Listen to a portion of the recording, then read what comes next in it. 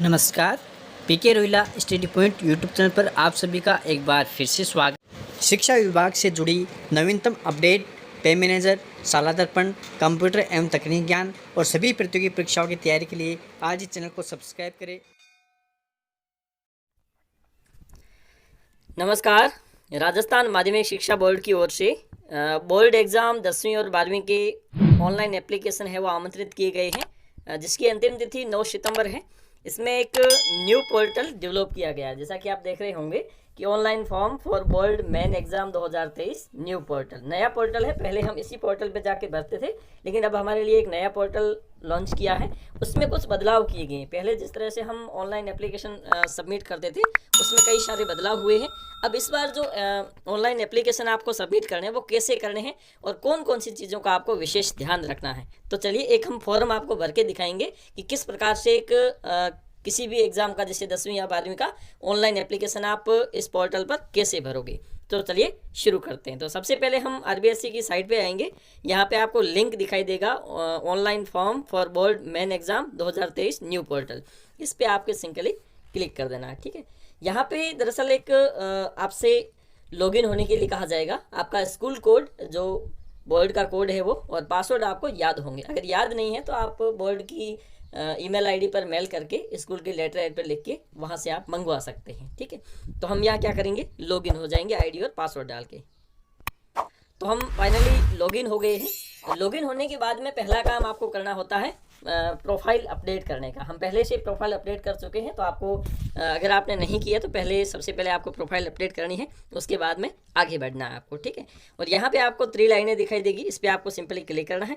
यहाँ पे आपके पास कई ऑप्शंस आते हैं, जिसमें से एक ऑप्शन है सीनियर सेकेंडरी, दूसरा है सेकेंडरी। तो हम एक सीनियर सेकेंडरी के विद्यार्थी का फॉर्म भर रहे हैं, तो यहाँ पे आपको दो ऑप्शन आ जाते हैं। पहला है सीनियर सेकेंडरी फॉर्म, यहाँ पे आप फॉर्म भर सकते हैं और जो फॉर्म भरे हैं उसका आप लिस्ट डेटा यहाँ पर देख सकते हैं। ठीक है, तो हम पहले ऑप्शन पे क्लिक करेंगे और यहाँ पे जाकर हम देखेंगे कि अब जब हम पहली बार किसी विद्यार्थी का ऑनलाइन एप्लीकेशन सबमिट करना चाहते हैं, तो सबसे पहले आपके पास 3 जानकारियाँ उस विद्यार्थी से संबंधित होनी चाहिए। पहले तो उसके एसआर नंबर, दूसरे विद्यालय शाला दर्पण क्रमांक जो आपको याद होंगे, और एक प्रत्येक विद्यार्थी को एनआईसी कोड दिए हुए होते हैं शाला दर्पण पर, तो वो आपको लिख कर रख देने हैं प्रिंट लेके। फिर बाद में एक एक करके उसको सबमिट करते जाना है। सबसे पहले आपको जैसे हम विद्यार्थी का एसआर नंबर लिखते हैं, तो जैसे विद्यार्थी का एसआर नंबर ये है, और उसके बाद में यहाँ पे हम शाला दर्पण क्रमांक लिखेंगे इस विद्यालय का,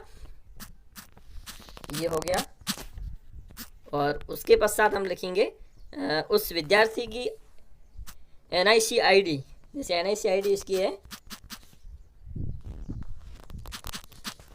ठीक है, तो यहाँ पे हमने जैसे इसे किया और उसके बाद में गेट डिटेल पर क्लिक कर देंगे।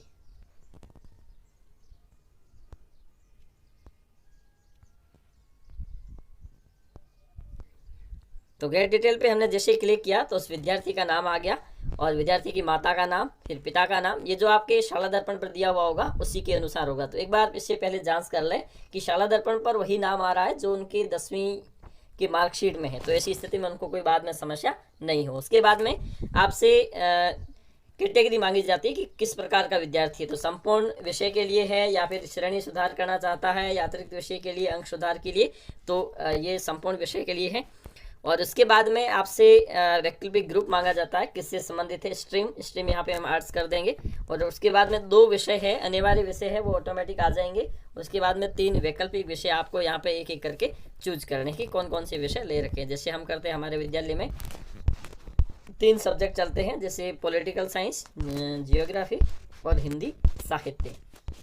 तो ये हो गया हिंदी साहित्य। ठीक है, उसके बाद में पूछता है कि अतिरिक्त वैकल्पिक विषय अगर लेना चाहता है तो यस कर लो, अन्यथा उसको नो रहने दो।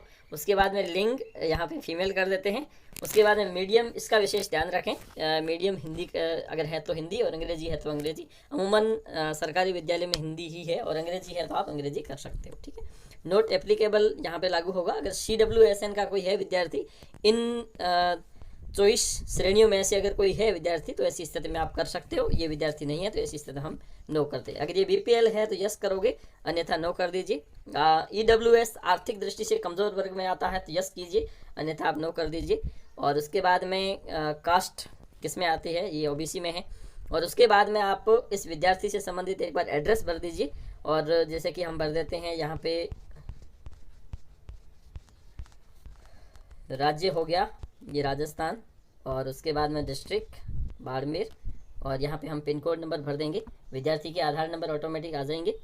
और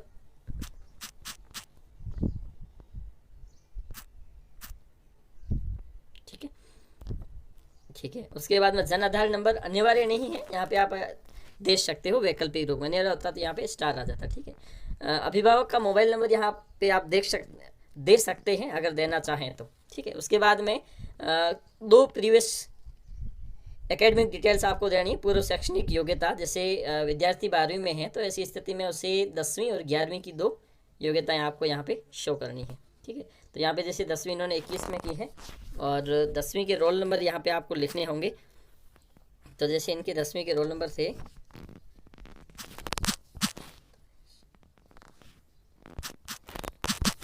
ठीक है, तो ये इनके 10वीं के रोल नंबर थे। परिणाम पास, और ये है RBSC ठीक है, Rajasthan board of secondary education. ठीक है, और उसके बाद में 11th में इनके 2022 में हुई है, और इनके 11th में रोल नंबर है वो लोकल ही थे, और ऐसी स्थिति हम यहाँ लिख लेंगे। और ये जैसे पास आ ही गया। उसके बाद में ये स्कूल या बोर्ड का नाम लिखना होता है, तो हम यहाँ पे स्कूल का नाम लिख देंगे। ठीक है, तो ये लिख दिया हमने स्कूल का नाम। ठीक है, अब ऐसी स्थिति में अगर कोई विद्यार्थी 10वीं क्लास दूसरे किसी अन्य बोर्ड से उत्तीर्ण करके लाता है तो ऐसी स्थिति में आपको उनका पात्रता प्रमाण पत्र क्रमांक यहाँ पे दर्ज करना है, दिनांक यहाँ पे दर्ज करनी है। अगर ये नहीं है, क्योंकि RBSC बोर्ड से है तो ऐसी स्थिति में आपको नहीं करना है। ठीक, और RBSC बोर्ड से नहीं है, दूसरे बोर्ड से है तो आप इसको कर सकते हैं। उसके बाद में आपको एक विद्यार्थी का फोटो और एक उसका साइन, ठीक है, एक विशेष ध्यान रखना है कि फोटो है वो घुमाया हुआ नहीं, रोटेट नहीं होना चाहिए। ठीक है, तो ऐसी स्थिति में आपको क्या करना है, फोटो अपलोड करते समय ध्यान रखना है कि उसका आकार है वो कम से कम 20 KB और ज़्यादा से ज़्यादा 100 KB के बीच में होना चाहिए, इससे ज़्यादा नहीं। फोटो पर हस्ताक्षर नहीं करें। और उसके बाद में जो हस्ताक्षर है उसकी साइज़ 10 से 50 KB तक होनी चाहिए, इससे ज़्यादा और कम की नहीं होनी चाहिए। तो हम क्या करेंगे, अभी फ़ोटो और हस्ताक्षर दोनों ही अपलोड कर देंगे। तो यहाँ पे हम फ़ोटो और साइन दोनों अपलोड कर चुके हैं। उसके बाद में आपको एक बार फिर फॉर्म को जांच लीजिए, कोई किसी प्रकार की गलती ना हो। उसके बाद में आप सबमिट पर क्लिक कर दीजिए। ठीक है, तो यहाँ पे हमने जैसे क्लिक किया तो उसके बाद हमारा फॉर्म सबमिटेड सक्सेसफुली, तो ये फॉर्म है वो सक्सेसफुली सबमिट हो चुका है। ठीक है, अब इसके बाद में इस फॉर्म को आप देखोगे कहाँ पे, अब जैसे यहाँ पे हम देखते हैं 3 लाइन पे, और उसके बाद में सीनियर सेकेंडरी फॉर्म, ये हो गया सीनियर सेकेंडरी फॉर्म। और